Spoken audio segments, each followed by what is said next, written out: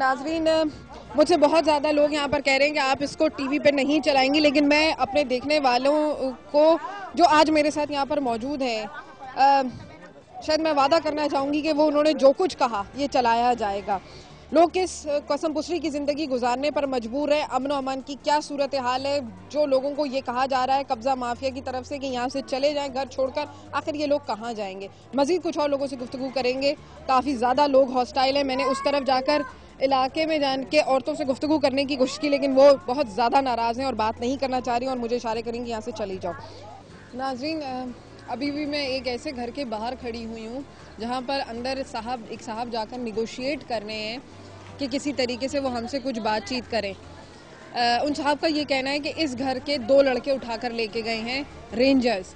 अब उसके पीछे क्या वजूहात हैं, रेंजर्स ने क्यों उठाया, ये लड़के क्यों, खाली इन लड़कों को क्यों उठाया, उसकी क्या वजह है, शायद थोड़े से बायस ओपिनियंस भी सामने आएंगे, लेकिन फिर भी मैं कोशिश करूंगी कि इन लोगों से गुफ्तगू करें ताकि कुछ ना कुछ थोड़ी बात समझ आए। क्या वाकया क्या हुआ? ये सो रहा था, ये 6 बजे के वक्त घर को तोड़ दिया, घर का अंदर घुस गया। अच्छा, लड़के का नाम क्या है आपके? एक का नाम सरफराज है, एक का नाम राहील है। राहील और सरफराज, ठीक है। एक तो पढ़ा रहा है, कॉलेज में पढ़ा हुआ था, अभी काम के सिलसिले में गया था दुबई में, वहाँ पर काम नहीं मिला। अच्छा। वापस उसका इरादा था जाएगा, वापस जाएगा। हाँ। अच्छा। यही सोच रहा था। उन्होंने लेके गया, बेगुनाह था। एक तारक रोड में एसी मैकेनिक है, गाड़ियों का एसी बनाता है। अच्छा, किस साइड पे तारक रोड की? कुछ हम जगह नर्सरी की तरफ एसी की जो लाइन से दुकान है वहाँ पे वहाँ पर काम कर रहे। वहाँ पर दुकान वालों को भी पूछो, वो बताता है कि सरफराज कैसा लड़का है। अच्छा, वो भी तुम्हें बताता है। अच्छा। उन्होंने बोला हम भी आएगा, जब जो कुछ बात होगा हम लोग खुद आएगा। दुकान वालों ने बोला, दुकान वालों ने कहा कि हम उस लड़के की गारंटी देते हैं कि वो कैरेक्टर उसका बिल्कुल ठीक ठाक है। छोटा था, 10 साल का बच्चा था, हमारे भाई ने लेके गया वहाँ पर काम पे लगा दिया। अच्छा, तो अभी उसकी क्या उम्र है दोनों की? 25 और 26 साल उसकी उम्र है। बीवी बच्चे हैं, शादीशुदा? नहीं, अभी शादीशुदा। तो क्यों, क्या वजह है कि रेंजर्स ने उन्हीं 2 लड़कों को रोका है? मैंने सुना है कि 10-12 लड़के उठाए थे, लेकिन अभी सिर्फ उन 2 को रखा है, क्यों? पता नहीं, ये गरीब के साथ ऐसा होता है। नहीं, लेकिन कोई वजह, उनको कोई ना कोई ऐसी शवाहिद मिली? वजह नहीं है, सारे मोहल्ले को पूछो, किसी से भी पूछ लें उनकी रेपुटेशन के बारे में कि वो किसी भी कैसा लड़का है तुम्हें बताता है कि सियासी जमात में आए। आप आ जाए, तंजीम वाले ना कोई पार्टी वाले, कुछ भी नहीं है इसमें। पक्की बात है। हाँ, पक्की बात है।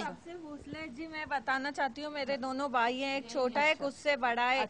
आए दिन रेंजर सिर्फ 4 घरों का ही ऑपरेशन होता है और किसी को आके ले जाए हमारे भाइयों को। जब हम ताने गए तो हमने कहा इनका कसूर क्या है, हमें कसूर बताएं। एक अलीगढ़ यूनिवर्सिटी का तालिब इल्म है, वहाँ जाकर मालूम करें उनका कैरेक्टर। एक एसी का मैकेनिक है, टीचरों से पूछ ले, स्टूडेंट से पूछ ले, किसी से भी मालूम कर ले। सारे कार्ड्स वगैरह रखे हुए हैं। अभी पुलिस के लिए, जॉब के लिए इंटरव्यू भी उन्होंने दिया है। अच्छा, पुलिस की नौकरी के लिए भी इंटरव्यू के लिए भी। अगर ऐसे मंशियात फरोश हम होते तो ऐसे कामों में हम इन्वॉल्व होते। पुलिस का नौकरी करते या पढ़े लिखे होते। हमारा गुनाह, हमारा कसूर क्या है? हमारा घर, ये हम गरीब तबके के लोग हैं। रात को सो रहे थे, 6 बजे आकर ऑपरेशन हुआ। ऑपरेशन भी सिर्फ 4 घरों का होता है। हमारा कसूर बताएं, हमने किया क्या है? हुकूमत रेंजर्स से भी पूछे, बेगुनाह अफराद को बस उठाकर ले जाएं। ये कहाँ का इंसाफ है? कोई हुकूमत है इस मुल्क में? हम तो पाकिस्तान में रहना ही नहीं चाहते। अब बेगुनाह लोगों के साथ ऐसा होता है। और किसी से पूछ ले, वो बेचारे बेगुनाह जेल भेज दिया। कहाँ उनका कोई कसूर? हमें बताएं क्या किया है, किस काम में इन्वॉल्व है, कोई गवाह बताएं। हाँ, कि कोई उनका होता है। आप कुछ कहना चाह रही थी?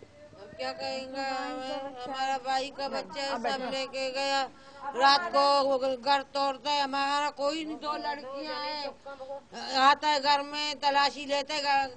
3 दफा आ गया हमारा घर में, सिर्फ 4 घरों का तलाशी लेते, फिर ऑपरेशन हो रहे हैं। 4 घरों की तलाशी? घर में आँख बंद है, क्या है बोलते रेंजर्स का रैप लगा। रेंजर्स का क्यों रैप लगा? हम क्या काम करते हैं?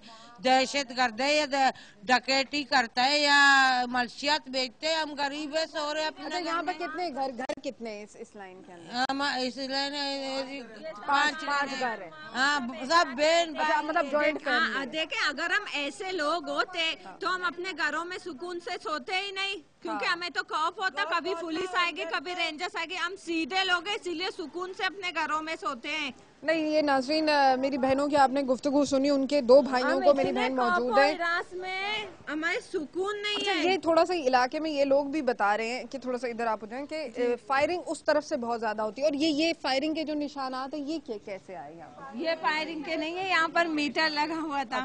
अच्छा, ये मीटर के।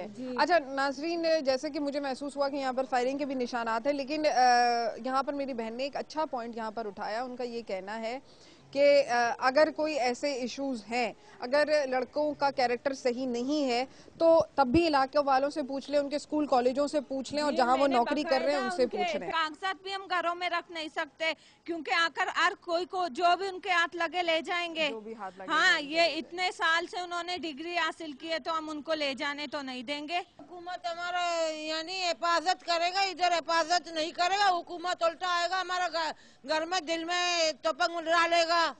ये हुकूमत है क्या है? बहुत शुक्रिया नाज़रीन। कानून के मुहाफिज भी हमारे तहफ़्फ़ुज़ के लिए नहीं है। यहाँ पे बिला वजह यहाँ पे दहशतगर्द भी हम पे जुल्म और सितम डाल रहे हैं, और यहाँ के पुलिस के अलकार भी जो हैं वो भी कभी रेंजर्स बढ़ के दहशतगर्द आते हैं, कभी कुछ होता है, माफिया के नाम कब्जा माफिया के नाम पे आते हैं।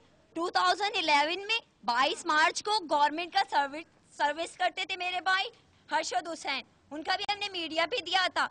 वो रेंजर्स के अलकार थे या कुछ सर्च ऑपरेशन के नाम पे यहाँ पे आए, और मेरे भाई को दिन दहाड़े यहाँ पे रात के वक्त खौफ और हरास फैलाकर सबके सामने, मेरा भाई बेकसूर था, उसको मारा, लेकिन किसी ने कुछ नहीं किया। यानी कि यहाँ पे कानून तो है ही नहीं, यहाँ पे कुछ जंगल का कानून चल रहा होगा शायद, उन्हीं की सरपरस्ती करते हैं।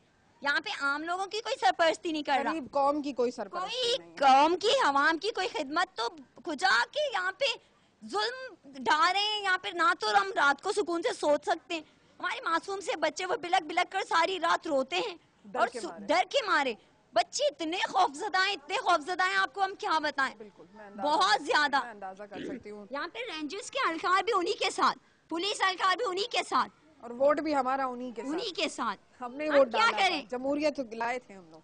ये जमहूरियत नहीं है, यहाँ पे डेमोक्रेसी नहीं चल रही, यहाँ पे गैंगवार चल रही है, यहाँ पे गैंगवारी चल रही है। 2 भाइयों को मेरे मारा है, 2 भाइयों को एक ही साल में।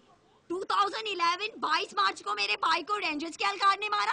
यहाँ पे मेरे भाई दिन दहाड़े यहाँ पे बैठे हुए थे, कुछ भी नहीं करते, लेकिन यहाँ पे हमें कानून है ही नहीं।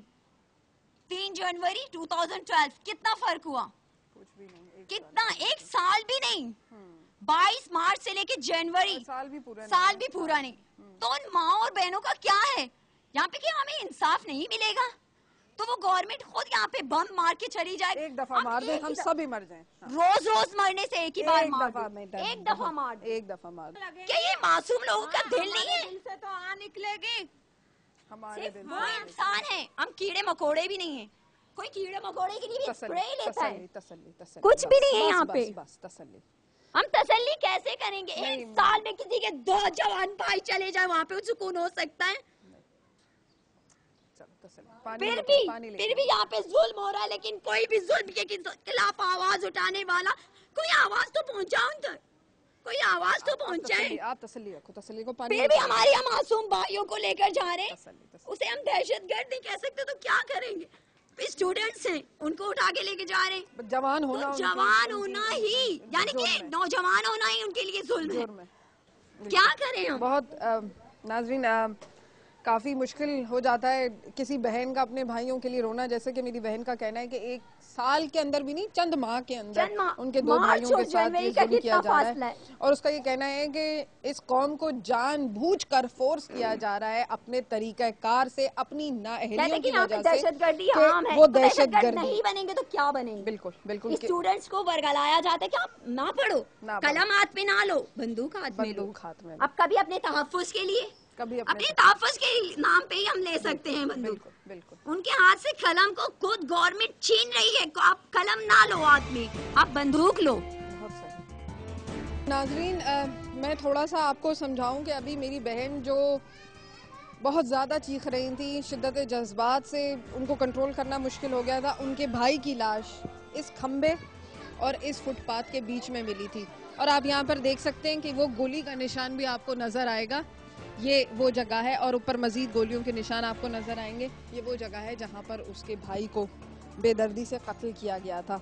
मेरी बहन का ये भी कहना था कि आए दिन उस साइड से गली के मुसल्ला अफराद एंटर होते हैं और इस साइड से रेंजर्स एंटर होते हैं, तो ये जगह एक मैदान जंग पेश कर रहा होता है। और उसमें उसका ये भी कहना था, कैमरा उस वक्त ऑफ हो चुका था, उसका कहना था कि हमारे बच्चे खौफ के मारे चीख रहे होते हैं और बिलक बिलक के रो रहे होते हैं कि जाएं तो जाएं कहाँ। क्या इसी हुकूमत को ये दिन देखने के लिए हमने वोट दिए थे?